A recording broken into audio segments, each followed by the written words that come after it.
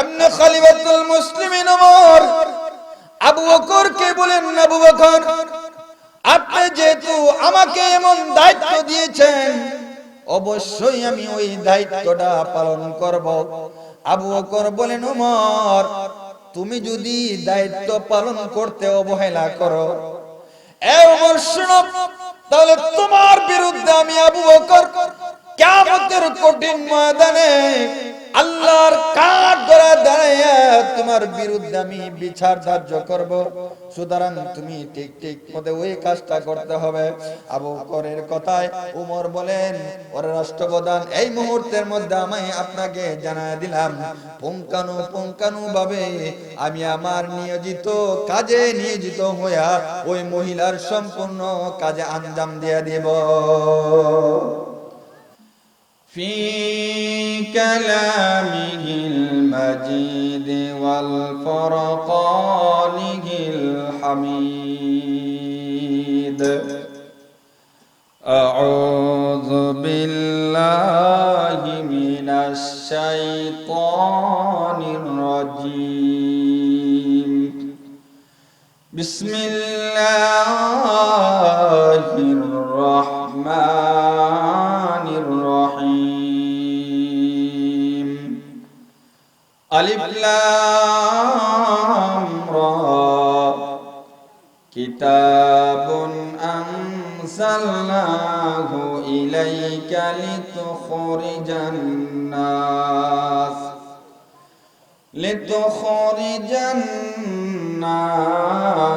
من الظلمات إلى النار. صدق الله مولانا العظيم. وقال تعالى في شان حبيبه إن الله وملائكته يصلون على النبي يا أيها الذين آمنوا صلوا عليه وسلموا تسليما. اللهم صل على محمد وعلى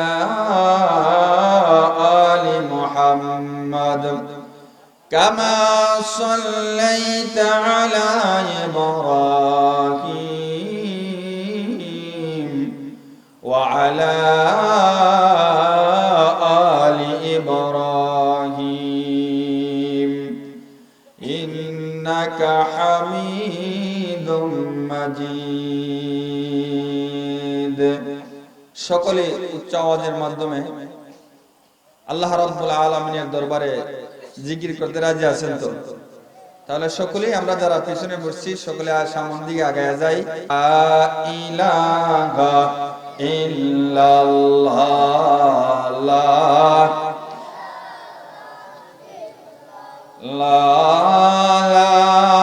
ইলাহা ইল্লাল্লাহ লা ইলাহা ইল্লাল্লাহ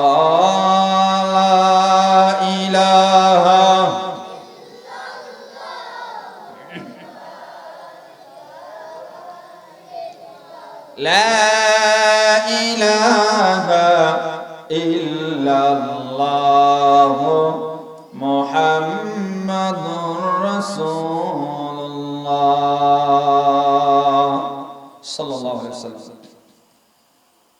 বিশগাঁও বাসুল্লাহ দারুস সালাম মাদ্রাসা কর্তৃক আয়োজিত আজকের ইসলামী সম্মেলনের সম্মানিত সভাপতি সাহেব, মুআজ্জাজ মুকাররম সম্মানিত উলামায়ে কেরাম, মুরব্বিয়ানে আযম, পর্দার অন্তরালের অবস্থানরত আমার অত্যন্ত শ্রদ্ধেয়া সম্মানিতা পর্দানিশীন মা ও বোনেরা, আল্লাহ রাব্বুল ইজ্জত ওয়াল জালালের দরবারে লক্ষ কোটি শুকর আদায় করছি, যিনি অত্যন্ত দয়া করে মায়া করে ভালোবেসে আপনি আমাদের সকলকে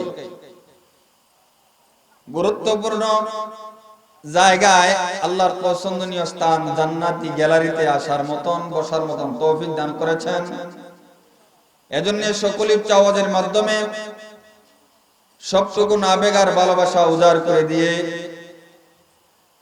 আকাশ বাতাস মুখরিত করে আল্লাহ রাব্বুল আলামিনকে রাজি এবং খুশি করার উদ্দেশ্যে সকলে বলিষ্ঠ আওয়াজে, উচ্চ আওয়াজে বলে আলহামদুলিল্লাহ। সাথে সাথে লক্ষ কোটি দুরুদ সালাম প্রেরণ করি আকায়ে নামদার তাজদারে মদিনা সাইয়্যিদুল আম্বিয়া শাফিউল মুজলিমিন রাহমাতুল লিল আলামিন সাইয়্যিদুল আরব ওয়াল আজম সাইয়্যিদুনা ওয়া হাবিবুনা মুহাম্মদ রাসূলুল্লাহ সাল্লাল্লাহু আলাইহি ওয়াসাল্লামের উপর। প্যারে হাজিরিন, আমরা যে জায়গার মধ্যে উপস্থিত হয়েছি, জায়গাটা আল্লাহর দরবারে দামি কম না বেশি? আরো জোরে বলতে হবে, কম না বেশি? এটা কিসের মাহফিল? যেখানে কোরআনের আলোচনা হবে, হাদিসের আলোচনা হবে, ঠিক কিনা জোরে বলে?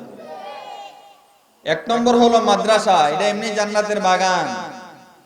দুই নম্বর হলো বাগানের ভিতরে আরেকটা বাগান। দুই বাগানের মধ্যে আমরা একত্রিত হয়েছি, এজন্য আবার বলে আলহামদুলিল্লাহ। এখানে কোরআনের আলোচনা হবে। আমি আপনাদের সামনে সূরাতুল ইব্রাহিম থেকে এখানে আয়াতে কারিমা তেলাওয়াত করছি। ওই আয়াতের অবলম্বনে আপনাদের সামনে কিছু বলার চেষ্টা করব। আল্লাহ রাব্বুল ইজ্জত ওয়াল জালাল যাতে আপনি আমাদেরকে সহি নিয়তে আলোচনাগুলো শোনার তৌফিক দান করুন, সকলে বলে আমিন। প্যারে হাজিরিন, যে আয়াতখানা তেলাওয়াত করেছি ওই আয়াতখানা কোরআন সম্পর্কে আল্লাহ রাব্বুল ইজ্জত ওয়াল জালাল নাজিল করেছেন। যে কোরআনের নাম আল্লাহ রাব্বুল আলামিন এখানের মধ্যে নূর বলে উল্লেখ করেছেন। কোরআনের কয়েকটা নাম আছে, এর মধ্যে একটা নাম হলো হুদা। এই হুদা কোরআনে আছে না নাই? এটা একটা আয়াতের মধ্যে আছে। আল্লাহ রাব্বুল আলামিন বলেন আলিফ লাম মিম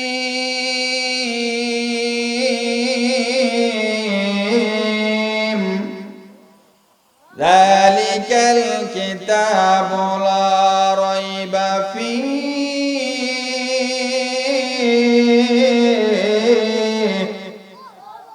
হুদাল লিল মুত্তাকিন।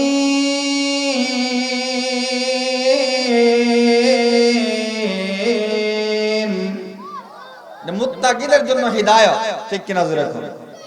এটা কোরআন। এই কোরআনের আরেকটা নাম হলো আল কিতাব। অনেকগুলো নাম আছে, এর মধ্যে কয়েকটা নাম আপনাদের সামনে পেশ করেছি। এটার নাম হলো আল কিতাব। এই কিতাব সম্পর্কেও কোরআনের ভিতরে একটা আয়াতের মধ্যে আছে। এই কোরআনের আরেকটার নাম হলো ফুরকান। আছে না নাই? ভাইরা আমার, বন্ধুরা আমার, আল্লাহ রাব্বুল আলামিন ওই কোরআনকে ভিন্ন নামে নামকরণ করেছেন। আল্লাহ রাব্বুল আলামিন ওই কোরআনের অনেক নাম দিয়েছেন। কয়েকটা নামের মধ্যে একটা নাম হলো আল ফুরকান। সত্য মিথ্যা পার্থক্যকারী হিসেবে আল্লাহ রাব্বুল আলামিন ওই কোরআন নাযিল করেছেন, ঠিক কিনা? এজন্য আল্লাহ রাব্বুল আলামিন বলেন ওই কোরআনের নাম হলো ফুরকান। কিভাবে ফুরকান? হুদাল লিন্নাস ওয়া বাইয়িনাতিন মিনাল হুদা ওয়াল ফুরকান।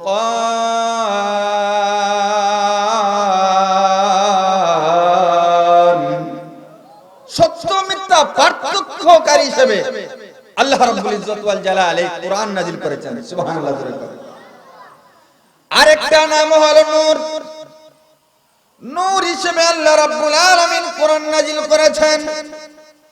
আমার তিলাওয়াতকৃত আয়াতের মধ্যে আল্লাহ রাব্বুল আলামিন বলেন কিতাবুন আযালনাহু ইলাইকা লিতুখরিজান নাস মিনাজ যুলুমাতি ইলান নূর একটা নূর মানুষদেরকে অন্ধকারে নিমজ্জিত মানুষদেরকে এই কিতাব এই কোরআন আলোর পথে নিয়ে যায়। সুবহানাল্লাহ। ভাইরা আমার, বন্ধুরা আমার, ওই কিতাব শুধু এগুলোর নাম নয়, এই কিতাব আরেকটা নাম আল্লাহ রাব্বুল আলামিন বলে দিয়েছেন আশ-শিফা। ওই কিতাবটা যদি কেউ শিফা হিসেবে, রোগাক্রান্ত ব্যক্তি যদি শিফা হিসেবে তেলাওয়াত করে, আল্লাহ রাব্বুল আলামিন বলেন কোরআনের বদলতে আমি আল্লাহ তাকে শিফায়ে কামিলা দান করে দেই। 5 নম্বর হলো শিফা। ওয়া নুনাজ্জিলু মিনাল কুরআনি মা হুয়া শিফা ওয়া রাহমাতুল লিল মুমিনিন।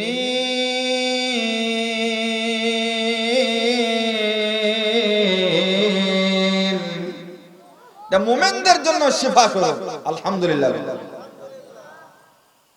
এই কোরআনের তাফসীর কারকগণ কোরআনের তাফসীর করেছেন।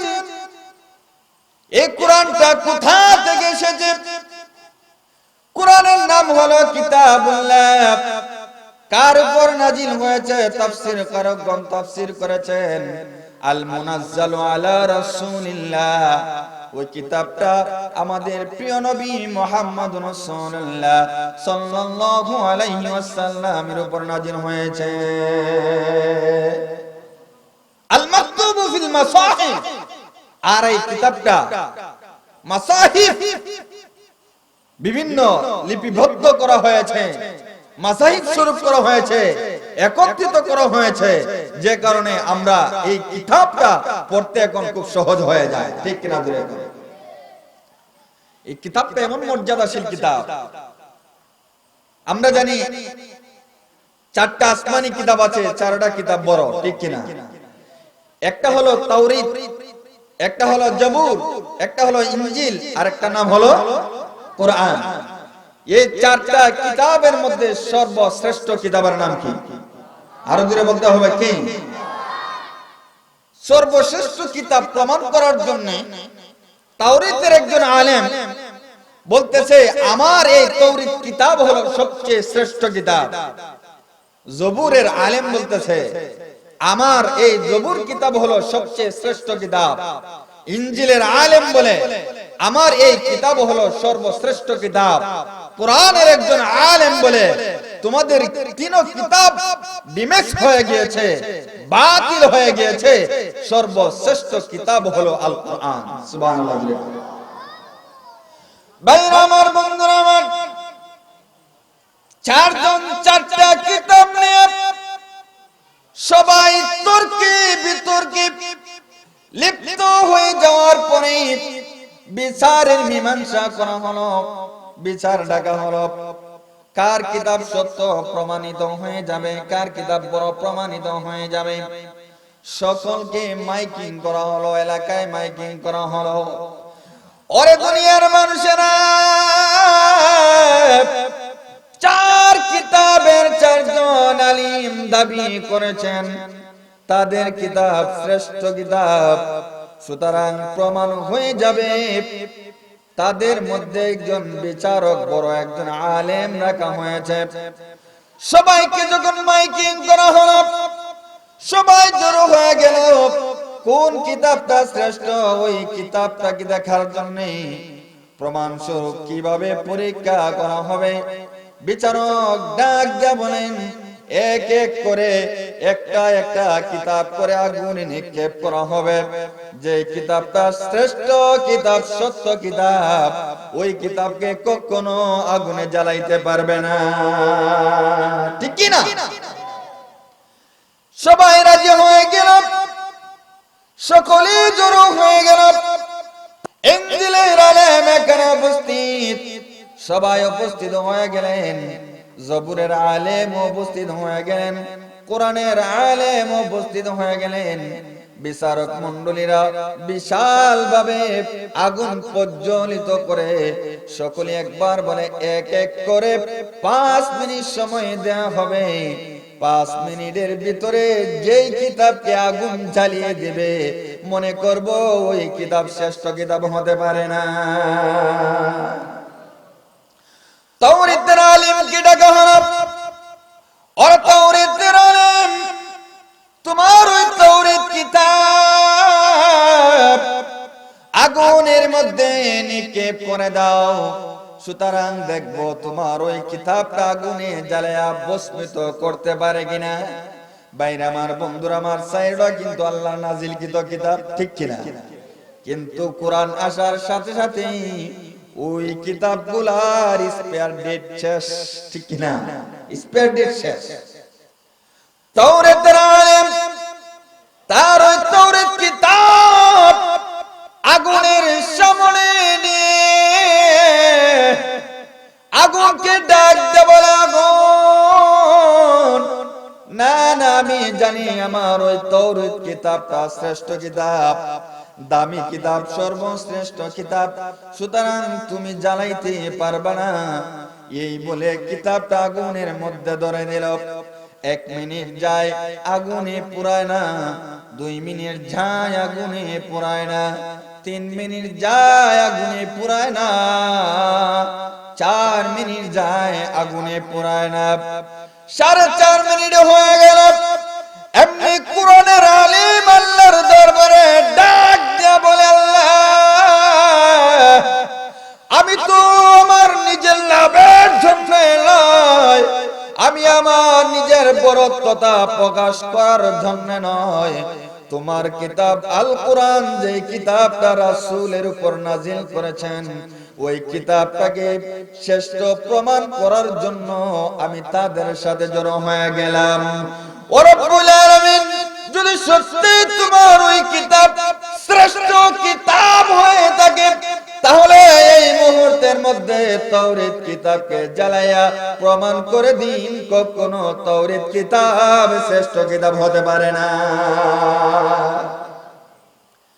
বাইরে আমার 4.5 মিনিট হয়ে গেল, 4.5 মিনিট, 5.5 মিনিট হয়ে যায়, 5.5 মিনিট আর সাথে সাথে বলেন তো দেখি কোরআনের আলেম যিনি তার দোয়া আল্লাহ রাব্বুল আলামিন কবুল করবেন কিনা? করবেন কিনা? বর্তমান জামানায় যে কোরআন করে দোয়া করবে, যে কোরআনওয়ালাকে মহব্বত করবে, খোদার কসম কোরআনওয়ালাদের সাথে জান্নাতে যাবে। সুবহানাল্লাহ। বর্তমান জামানায় কোরআনের উপর আঘাত করা হয়, কোরআনকে কলুষিত করার জন্য নাস্তিক মুরতাদরা বিভিন্ন ভাবে চড়াও হয়েছে। সুতরাং আমরা যদি কাটি মুসলমান হয়ে থাকি কখনো কোরআনকে কলুষিত করতে দেব না, ঠিক কিনা? রাসূলকে গালি দেওয়া হয়, যার উপর কোরআন নাযিল হয়েছে রাসূলকে গালি দেওয়া হয়, গালির প্রতিবাদ জানাইতে আমার ভাই শহীদ হয়, যাই যে কুলাঙ্গাররা শহীদ করে দিয়েছে তাদের বিচার দুনিয়াতে হয় নাই, আল্লাহর কাঠ করা দাঁড়াইয়া তারাই জবাব দিতে হবে, ঠিক কিনা? বাংলার মুসলমান সোচ্চার হতে হবে, নিজেকে বড় মনে করবেন না, একদিন না একদিন মরতে হবে, মরব যখন শিয়ালের মতন বেঁচে থাকা লাভ নাই, বাঘের মতন এক মুহূর্ত গর্জন দিয়ে বেঁচে থাকার লাভ আছে, ঠিক কিনা? জোরে খান, প্রমাণ করে দেওয়া হয়েছে।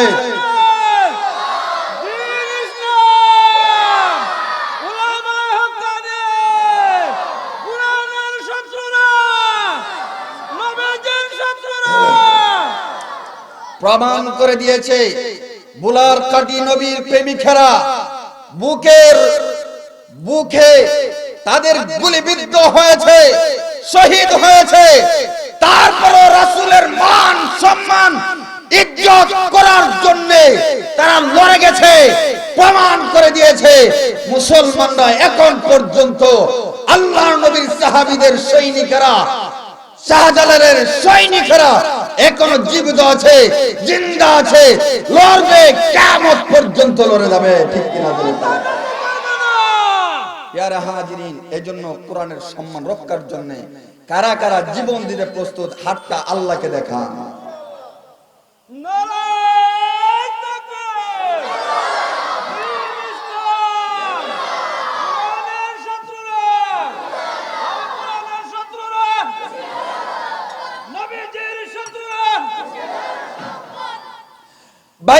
বন্ধুরা আমার, এজন্য তাকা দেখেন কোরআনের মর্যাদা, কোরআনের মুজাহাদা কি হয়ে গেল।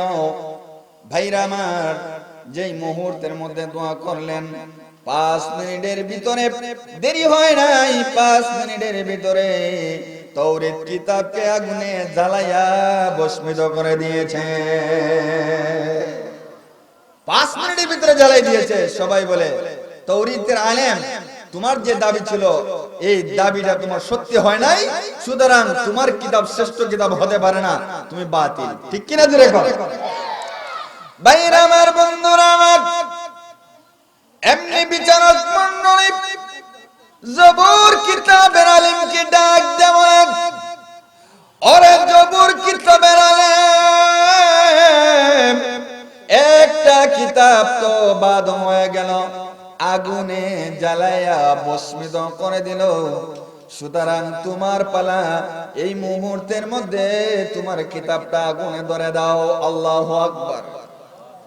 এমনি জবরের আলেম জবরের কিতাবটাকে তার মুখে জড়াইয়া আগুনের কাছে যাইয়া বলে, আগুন,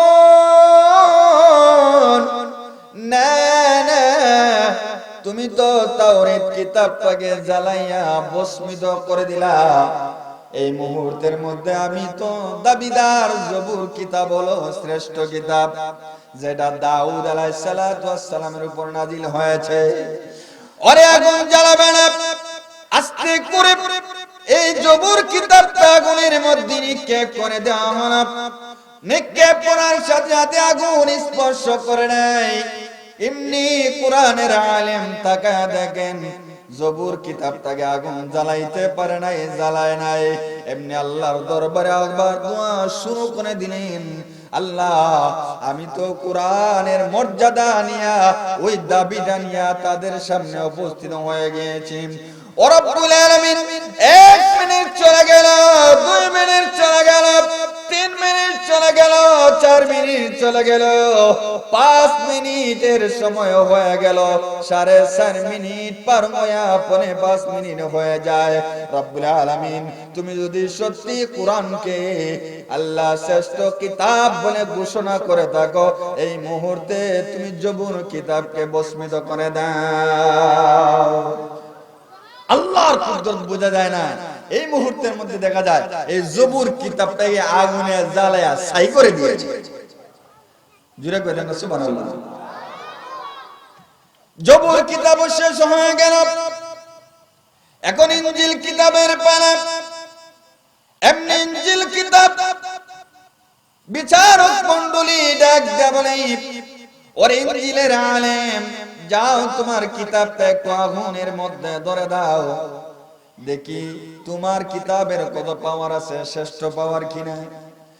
এমনি ইনজিলের আলেম ইনজিল কিতাবটাকে তার বুকে জড়াইয়া আগুনের কাছে নিয়ে আগুনকে বলে, আগুন, তুমি আমার কিতাবটাকে এমন ভাবে জ্বালাইতে পারো না, আমার বিশ্বাস তুমি জ্বালাবে না।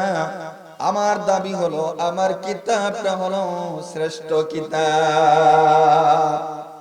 আগুনে মানবে? আগুনের মধ্যে নিক্ষেপ করা হলো। আগুনের মধ্যে নিক্ষেপ করার পরে এমনি কোরআনের আলেম তাকা দেখেন ইনজিল কিতাবটাকে জ্বালাইতে পারে নাই। 1 minute, 2 minute, 3 minute, 4 minute, 4.5 minute হয়ে যায়। আল্লাহর দরবারে আবার বলেন, আল্লাহ, তুমি যদি সত্যি ওই কিতাবকে শ্রেষ্ঠ কিতাব বলে ঘোষণা করে থাকো, ও রব্বুল আলামিন, তাহলে এই মুহূর্তের মধ্যে ইনজিল কিতাবটাকে জ্বালায়া প্রমাণ করে দাও আমার ওই কিতাব কোরআন হলো শ্রেষ্ঠ কিতাব।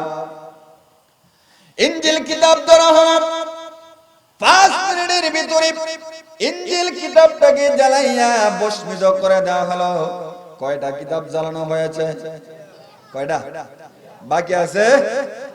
এখন কোরআনের পালা। ঠিক কিনা জোরে করে? ভাইরা আমার, বন্ধুরা আমার, সবাই হতবাক হয়ে যায়। 3টা কিতাব আগুনে জ্বালায়া দিল। এমনি তাওরাতের আলিম, জাবুরের আলিম, ইনজিলের আলিম ডাক দিয়ে বলে, যেহেতু আগুনে আমাদের কিতাবকে রক্ষা করে নাই, বোঝা গেল তোমার কিতাবও রক্ষা করবে না। আগুনের কাজ হলো জ্বালিয়ে দেয়া, সুতরাং কোরআন চিনবে না, তোমার কোরআনও জ্বালায়া দিবে। বিচারক মণ্ডলী বলতেছেন, ঠিক আছে কোরআনের আলেম, এখন তো তোমার পালা, যাও তুমি এখন এই মুহূর্তের মধ্যে তোমার কোরআনটাকে আগুনে নিক্ষেপ করো। সুবহানাল্লাহ।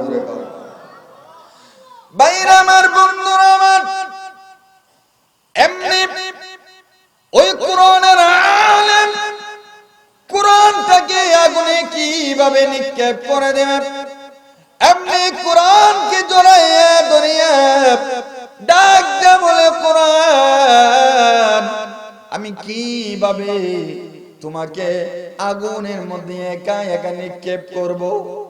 আমি তোমাকে বুকের মধ্যে সব সময় আমি তোমাকে বুকের মধ্যে টাই দিয়েছি।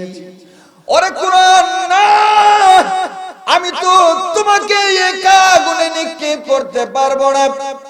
এমনি কোরআন কি বুকে নিয়ে আগুনের কাছে যাইয়া এমনি বিচারক মণ্ডলী সমস্ত হাজার হাজার উপস্থিত মানুষ, দেওয়ার মতন মানুষ নাই, কাপড় চোপড় ধৌত করার জন্য মানুষ নাই, তার ঘরটা পরিষ্কার করার জন্য মানুষ নাই, তাকে খাওয়াইয়া দেওয়ার জন্য মানুষ নাই। উনি চিন্তায় মগ্ন হয়ে গেলেন, কি করা যায়?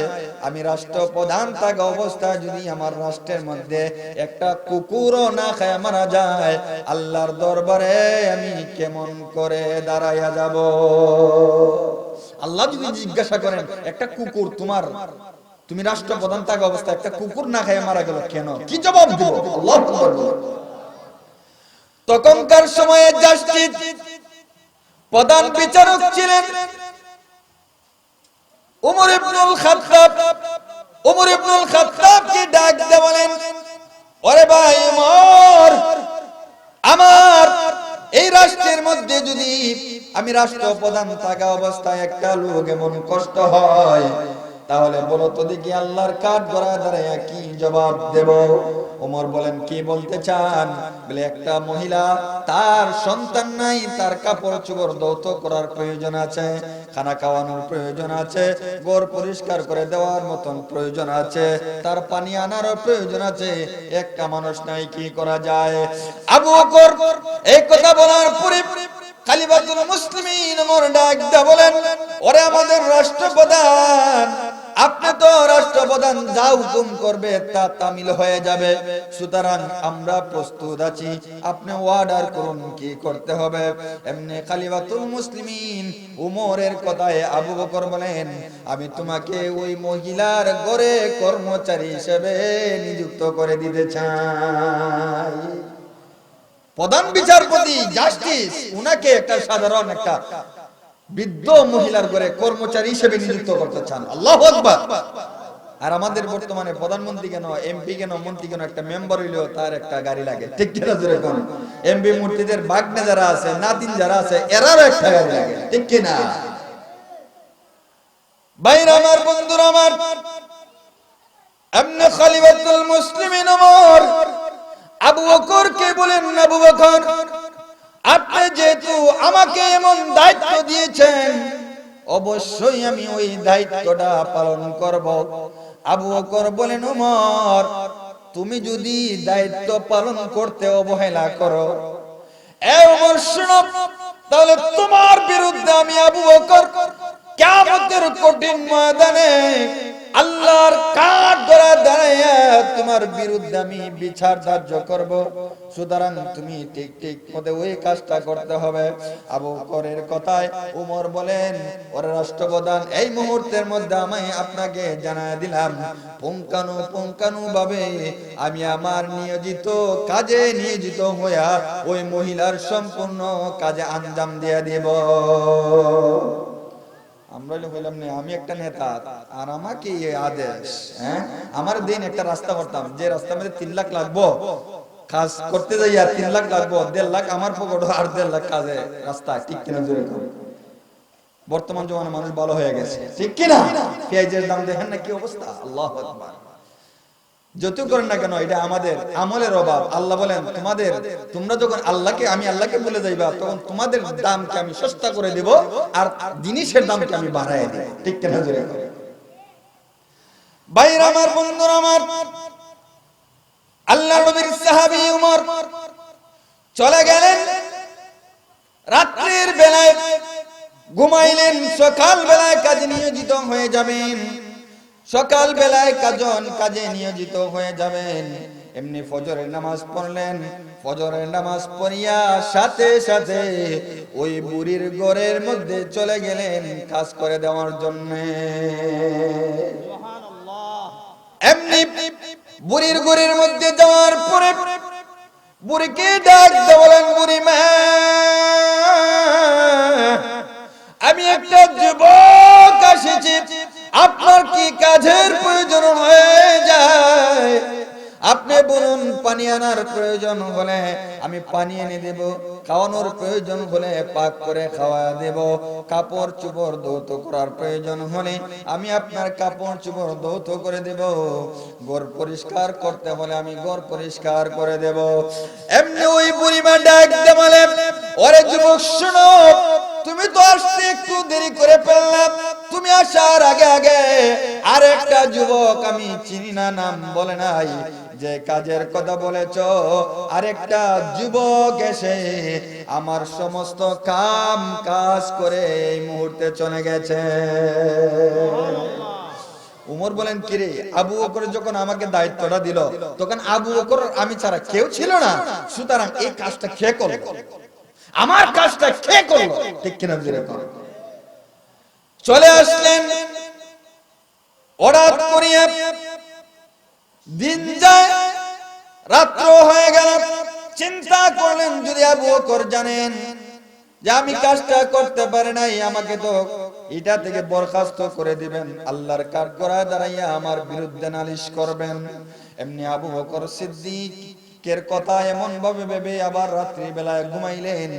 ঘুমাইয়া উনি মনে মনে ভাবলেন, আজকে ফজরের নামাজ পড়বো না, শুধু তাহাজ্জুদের নামাজ পড়িয়া চলে যাব, ওই বুড়িমার কাজ করিয়া এসে আমি ফজরের নামাজে দাঁড়ায়া যাব। তাহাজ্জুদ নামাজের মধ্যে দাঁড়ায় গেলেন। তাহাজ্জুদের নামাজের মধ্যে দাঁড়াইয়া নামাজ পড়িয়া এমনি বুড়িমার ঘরের দিকে রওনা হয়ে গেলেন। বুড়িমার ঘরের ভিতরে যাওয়ার পরে যায় দেখেন আবার ঘরটা পরিষ্কার দেখা যায়, পানির কলসে পানি দেখা যায়, কাপড় চোপড় পরিষ্কার দেখা যায়। এমনি বুড়িমা ডাক দিয়ে বলেন, যুবক তুমি কে? বলে, আমি আসলাম তোমার কাম কাজ করে দেওয়ার জন্য। এমনি বুড়িমা ডাক দিয়ে বলে, ওরে যুবক শোনো, তুমি আসার আগে আগে আরেকটা যুবক কে যেন গো আমার সমস্ত কাম কাজ ছেড়ে চলে গিয়েছে, তুমি আসতে দেরি করে ফেলেছ। উমর তো আবার হতবাক হয়ে গেলেন, গতকালের চেয়ে আজকে আরো তাড়াতাড়ি চলে আসলাম, কে জানি কাজটা করে চলে যায়, সুতরাং আগামীকাল তলোয়ার নিয়ে চলে আসব, দেখব কে জানি ওই বুড়িমার ঘরের মধ্যে চলে আসে। আল্লাহু আকবার। কে জানি চলে আসে, আমি দেখতে হবে। কতটুকু আল্লাহকে ভয় করতে। আর আমরা সবাই বলি, আমি যদি ক্ষমতায় যাই জনগণের শান্তি দেব। ঠিক কিনা জোরে বলেন? জনগণের কোনো অভাব হবে না। আরে এটা তো কুফরি কথা। জনগণের শান্তি, জনগণের অভাব অনটন দূর করনেওয়ালা কে? আল্লাহ। আরো জোরে কোন কে? এই কথা বিশ্বাস করেন না বিদায় জনগণের আলো শান্তি নাও শান্তি। জোরে কোন শান্তি নাও শান্তি। যদি আল্লাহর ওই কিতাবকে ধরা হয়, ওই দ্বীনকে ধরা হয়, দ্বীনের উপর চলা হয়, কোরআনের আইন মানা হয়, খোদার কসম একটা মার্ডার, একটা খুন বাংলাদেশে হবে না। ঠিক কিনা? ভাইরা আমার, উমর চিন্তাধারা করলেন যে আগামীকাল, গত 2 দিন চলে গেল আমি কাজ করতে পারি নাই, আগামীকাল চলে আসবো তলোয়ার নিয়ে, তাহাজ্জুদের নামাজ পড়বো না, এর আগেই চলে আসবো। সুবহানাল্লাহ। যেই ধারণা সেই কাজ, কারণ তারা হলেন নবীর আশিক, তারা জিলাফের আশিক নয়। ঠিক কিনা জোরে বলেন? তারা একমাত্র আল্লাহকে বিশ্বাস করেন, তারা বাৎসরিক নবীর আশিক নয়। যারা বাৎসরিক নবীর আশিক তারাই বাৎসরিক নবীর আশিক দেখায়, ঠিক না? সাহাবায়ে কেরাম হলেন সারা বছর পুঙ্খানু ভাবে মিনিটে মিনিটে সেকেন্ডে নবীর তরিকা মানছেন, ঠিক না? আর আমরা বলি যে মিলাদুন নবী পালন করি, সিরাতুন নবীকে লাথি মারি, নাউযুবিল্লাহ। আরে মিলাদুন নবী তো একটা মুহূর্ত, আলোচনার বিষয়। সিরাতুন নবী হলো জন্মের পর থেকে নিয়ে 63 বছর পর্যন্ত আল্লাহ রাসূলের জীবন আদর্শকে বলা হয় সিরাতুন নবী। ও মিয়া, তুমি যে বললা যে সিরাতুন নবীকে লাথি মারো, কাকে লাথি মারছো তুমি কি চিন্তা করে দেখেছো? ঠিক কিনা জোরে কোন? আবার দেখা যায় মালা সাজাইয়া, বিভিন্ন রকমের ফুল সাজাইয়া, ঢোল ডাল বাজাইয়া, কান্দের উপরে আরেকজনের লইয়া তারারে মালা দেও কেন? তারা কি নবী নয়? ঠিক কিনা জোরে কোন? মালা তো নবীরে দিতা, মিছিল দিলে তারে কান্দে নিয়া মালা নিয়ে তারে দেও কেন? উদ্দেশ্যটা কি? উদ্দেশ্যটা হলো যে আমরা নবী পাইলাম না, তারই বর্তমানে নবী বানাই দিলাম। নাউযুবিল্লাহ জোরে কোন। বাজনা কি জায়েজ? আর জোরে কোন জায়েজ? বর্তমান জমানায় মানুষদেরকে কুফুরের দিকে, শিরকের দিকে মানুষদেরকে দাবিত করা হচ্ছে, ঠিক কিনা জোরে কোন? এদিক থেকে সোচ্চার থাকতে হবে। যারা প্রকৃত আশিক তারা বাৎসরিক নবীর আশিক দেখায় না, তারা পুঙ্খানু ভাবে সারা বছরকে বছর নবীর আশিক হিসেবে সুন্নাত পালন করে যায়, ঠিক কিনা জোরে কোন? ভাইরা আমার, বন্ধুরা আমার, এমনি আল্লাহর নবীর সাহাবী আবু বকর রাদিয়াল্লাহু তাআলা আনহু উমরকে যখন এই দায়িত্ব দিয়েছিলেন, 3 দিনের মাথায় তাহাজ্জুদের নামাজ না পড়িয়া এমনি বাইরা আমার এমনি তলোয়ার নিয়া খলিফাতুল মুসলিমিন ওমর চলে গেলেন। আজকে কোন যুবকটা আসে দেখব। বাইরা আমার, এমনি অন্ধকার রজনীতে তলোয়ার নিয়ে বের হয়ে বুড়িমার ঘরের কাছে যখন গেলেন, এমনি একটু শব্দ পাইলেন, কে যেন বুড়িমার ঘরের ভিতরে কাজ করতেছে। আল্লাহু আকবার। কে কাজ করে? কাজ করে বের হয়ে যাবে, আমার তলোয়ার দ্বারা তার ফয়সালা হয়ে যাবে। আবু বকর তো আমাকে ওই কাজের মধ্যে নিযুক্ত করে দিয়েছেন, আমার ওই কাজের ভাগটা কে যেন নিতে চায়, সুতরাং তাকে তলোয়ারের সাথে ফয়সালা করে দেওয়া হবে। কাম কাজ সারিয়ে এমনি বাইরে আমার অন্ধকার রজনীতে যুবকটা বের হয়ে যায়। সাথে সাথে আবু বকর ওমর ডাক দিয়ে বলেন, ওরে যুবক, আমার তলোয়ারের কাছ থেকে বাঁচতে হলে এই মুহূর্তের মধ্যে দাঁড়ায় যাও, তোমার পরিচয়টা দিয়ে যাও, তোমার পরিচয় দাও, আমার কাজ কেন আজকে 3 দিন ধরে তুমি করে যাচ্ছ? সুবহানাল্লাহ। যুবক মনে করল ওমর যা বলে তাই করে, আমি যদি এই মুহূর্তের মধ্যে দাঁড়াইয়া আমার পরিচয়টা না দেই তাহলে তার তলোয়ারের দ্বারা ফয়সালা হয়ে যাবে, ঠিক কিনা জোরে কোন? তলোয়ারের দ্বারা ফয়সালা হয়ে যাবে। এমনি যুবকটা দাঁড়াইয়া ডাক দিয়ে বলে, ভাই ওমর, আর কেউ নয়, আমার পরিচয় তুমি জেনে নাও, আমি হইলাম বর্তমান জমানার রাষ্ট্রপ্রধান আবু বকর সিদ্দিক। তলোয়ারটা নিক্ষেপ করিয়া আবু বকরকে জড়াইয়া ধরিয়া এমনি ওমর ডাক দিয়ে বলেন, ভাই আবু বকর, আমাকে না তুমি এমন অবস্থায় কাজের মধ্যে নিয়োজিত করে দিলা, তুমি কেন গো আমার কাজটা করতে আইলা? এমনি আবু বকর 2টা চোখ দিয়া পানি চারিয়া বলেন, ওরে ভাই ওমর, আমি যখন তোমাকে কাজের মধ্যে নিয়োজিত করেছিলাম, কাজের মধ্যে নিয়োজিত করার পরে আমি যখন রাত্রির বেলায় বালিশের মধ্যে মাথাটা লাগাইলাম, বালিশের মধ্যে মাথাটা লাগাইয়া চিন্তা করে দেখলাম কিয়ামতের কঠিন ময়দানে আল্লাহ যদি ডাক দিয়ে বলেন, আবু বকর, তোমাকে তোমাকে রাষ্ট্রপ্রধান বানিয়েছিলাম, আর তুমি এত বড় দায়িত্ব পাওয়ার পরে আরেকজন মানুষকে তুমি আরেকটা কাজের মধ্যে নিয়োজিত করে দিয়েছো, তুমি কি কাজটা করতে পারো নাই? ওরে ভাই ওমর, আমি ওই মুহূর্তের মধ্যে চিন্তা করে দেখলাম, না না, আল্লাহর কাঠ গড়াই থেকে বাঁচতে পারবো না। এমনি তোমার ওই কাজটাকে তুমি যেই সময় যাইবা ওই সময়ে আমি চাই নাই, আমি জানি তুমি ঠিক একটা সময় নির্ধারণ করে ফেলেছ। ওরে ভাই ওমর, ওই কাজটাকে আঞ্জাম দেওয়ার জন্য তুমি যে কাজটাকে করবা ওই সময়ের আগে এই মুহূর্তের মধ্যে আমি আবু বকর যাইয়া কাজটাকে আমি সেরে আসি। আল্লাহু আকবার। দ্বিতীয় দিন সারলাম, আজকেও সারলাম। ও ভাই, আল্লাহর কাঠ গড়া থেকে বাঁচার জন্য, আর কোনো কিছু করার জন্য নয়। এমনি ওমর তাকায়া দেখেন আবু বকরের পায়ে কোনো জুতা নাই, তো কঙ্কার সময়ে কাঠের জুতা পরিধান করা হতো।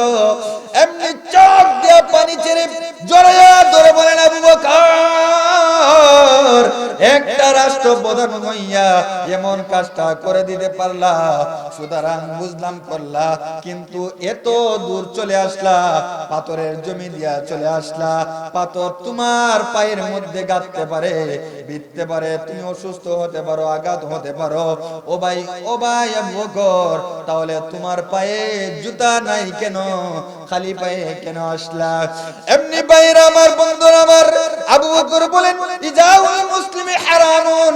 ওরে ভাই ওমর শুনো, আমার দ্বারা যদি একটা মানুষের ঘুম নষ্ট হয়ে যায়, আমি যে জুতা পায়ে দিয়ে চলে আসবো, জুতার একটা শব্দ অবশ্যই হবে, আর ওই জুতার শব্দ পায়া যদি আমার ওই রাষ্ট্রের একটা মানুষ কষ্ট পায়, তাহলে অবশ্যই আল্লাহর কাঠ গড়ায় দাঁড়াইয়া জবাবদিহি করতে হবে। কেমন বিচারক ছিলেন আর কেমন শাসক ছিলেন, ঠিক কিনা জোরে কোন? একমাত্র তার মূল কারণ হলো আল কোরআন, ঠিক কিনা? এজন্য ভাইরা আমার, বন্ধুরা আমার, আল্লাহ রাব্বুল আলামিন বলেন, কিতাবুন আযালনাহু ইলাইকা লিতুখরিজান নাসা মিনাদ যুলুমাতি ইলান নূর। আল্লাহু আকবার। আল্লাহ রাব্বুল আলামিন বলেন, ওগো নবী, আমি তো তোমার উপর যে কিতাব নাজিল করেছি, এটা হলো মানুষদেরকে অন্ধকারের পথ থেকে বাছাই করে, নির্বাচন করে, হিদায়াত করে আলোর পথে নিয়ে আসার জন্য। সুবহানাল্লাহ। এজন্য যারা এই কোরআন স্পর্শ করবে তারা কখনো বাতিল পথ অবলম্বন করবে না, ঠিক কিনা জোরে? কারণ এই কোরআনের বিরোধিতা করেছিল উতবা, শাইবা, আবু জেহেল, আবু লাহাব, ঠিক কিনা জোরে? তারা বিরোধিতা করেছিল। যে জায়গায় কোরআনের আলোচনা হতো সেই জায়গার মধ্যে কাফেররা যায় জড়ো হতো। এক কাফের আরেক কাফেরকে বলতো।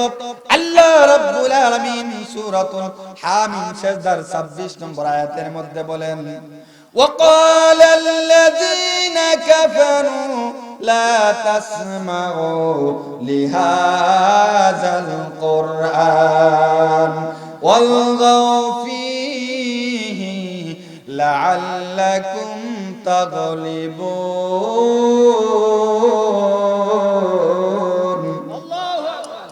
কাফেররা ডাক দিয়ে বলতো, যেখানে কোরআনের আলোচনা হবে, যেখানে কোরআন তেলাওয়াত করা হবে, সেখানে যাবা না, সেখানে যে কোরআন তেলাওয়াত শুনবা না। লা তাসমাউ লিহাযাল কোরআন, ওই তেলাওয়াত শুনবা না, বরঞ্চ কি করবা? ওয়ালগাউ ফীহি লাআল্লাকুম তাগলিবুন, সেখানে যায়া সুরগুল হট্টগোল শুরু করে দিবা, বটে তোমরা বিজয়ী হয়ে যাইবা।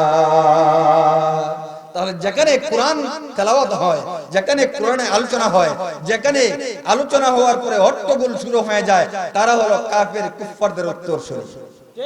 আরো জোরে কোন? তারা হলো কাফের কুফফারদের উত্তরসূরি। কারণ তারা নাস্তিক, তারা মুরতাদ। এজন্য কোরআনের আলোচনা বাংলাদেশে, বিভিন্ন দেশে, বিভিন্ন জায়গায় হতে দিতে চায় না, ঠিক কিনা জোরে কোন?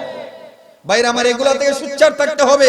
আমরা যদি এগুলা থেকে সুচ্চার না থাকি, তাহলে অবশ্যই আল্লাহর দরবারে জবাব দিতে হবে, ঠিক কিনা জোরে কোন? আপনি আমার নবী কিভাবে কোরআনকে প্রতিষ্ঠিত করে গিয়েছেন, ইসলামের পতাকাকে উড্ডীন করে দিয়েছেন, মার খেয়েছেন, নির্যাতিত হয়েছেন, নিপীড়িত হয়েছেন, ঠিক কিনা জোরে কোন?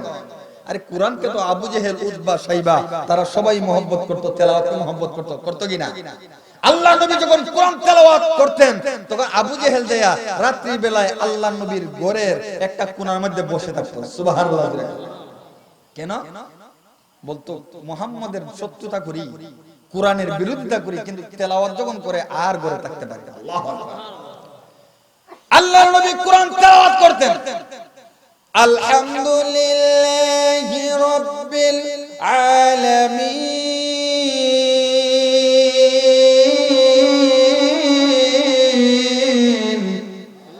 আর রহমানির রহিম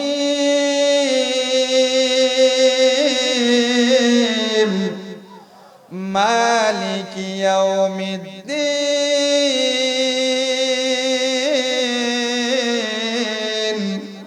খারাপ লাগে? আল্লাহ নবী এভাবে তেলাওয়াত করতেন, উতবা শাইবা যায় শুনতো। আল্লাহু আকবার। একদিন গিয়ে দেখা যায় সবাই জড়ো হয়ে গেছে। আবু জেহেল, তোমরা আইলা কেন? বলে তুমি আইলা কেন? বলে এত মায়া লাগে তেলাওয়াতটা। সুবহানাল্লাহ। কারণ কার বাণী এটা? কার বাণী? আল্লাহর বাণী। তখন তারা অঙ্গীকারাবদ্ধ হলো যে শুনো, আগামী কালকে কেউ আসবে না। অঙ্গীকারাবদ্ধ, হাতে হাতে হাত মেলাইয়া অঙ্গীকার করার পরে তারা কেউ আসবে না অঙ্গীকার করলো। উতবা, শাইবা, আবু জেহেল, আবু সুফিয়ান। তখন সবাই যখন ঘুমাইয়ে গেল তখন আবু জেহেল মনে মনে ভাবছে আমি তো লিডার, সুতরাং আমার হাতে ধরে তারা অঙ্গীকার করছে কখনো তারা আর এই কোরআন তেলাওয়াত করতে আসবে না। আজকে আমি একা একা যাইয়া মন ভরে কোরআন তেলাওয়াত শুনবো। সুবহানাল্লাহ। বাইরে আমার বন্ধুরা আমার, আল্লাহর নবী গভীর রজনীতে যে মুহূর্তের মধ্যে কোরআন তেলাওয়াত শুরু করে দিলেন, আবু জেহেল আর ঘরে থাকতে পারেন। আল্লাহু আকবার বলেন। আলিফ লাম মিম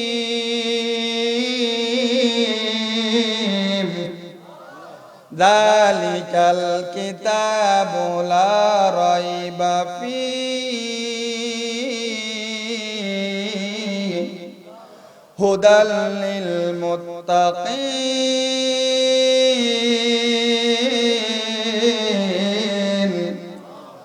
এইভাবে শুরু করে দিলেন। এমনি দেখা যায় আবু জেহেল আস্তে আস্তে করে ইয়া খুব সুন্দর করে শুনতেছে। যে মুহূর্তের মধ্যে ফজরের আজান হয়ে যাবে কয় আর শোনা দরকার নাই, জায়গা কেউ যদি আবার দেখে ফেলে মুসিবত। দেখা যায় চার কোণার থেকে আবার চারজন দাঁড়িয়েছে। সুবহানাল্লাহ। একটু জোরে করেন সুবহানাল্লাহ। হেই তুমি কে? বলে আমি আবু সুফিয়ান। তুমি কে? বলে আমি উতবা। তুমি কে? শাইবা। আমি কে? তুমি তো আবু জেহেল। আল্লাহু আকবার বলুন। এই মিয়া বললা না কালকে আর আসবে না? বলে আমরা তো বলছিলাম যে আমি তো মনে করছি কেউ হয়তো আমি উদ্বেগ হয়, আমি মনে করছি কেউ আসবে না, এই জন্য আইলাম। মনে করছে ভাই, মনে করছি তোমরা তিনজন কেউ আসবে না, এই জন্য যে মুহূর্তে মুহাম্মদে কোরআন তেলাওয়াত শুরু করে দিছে তখন আমি মনে মনে ভাবলাম আজকে একা একা মন ভরে শুনবো। সুতরাং শুনতে যেহেতু শুনলাম ঠিক আছে, কিন্তু এভাবে যদি আমরা আসতে থাকি আমাদেরকে দেখে আরো জনগণ আসতে থাকবে, তখন আমরা সামাল দিতে পারবো না। ঠিক কিনা জোরে কোন?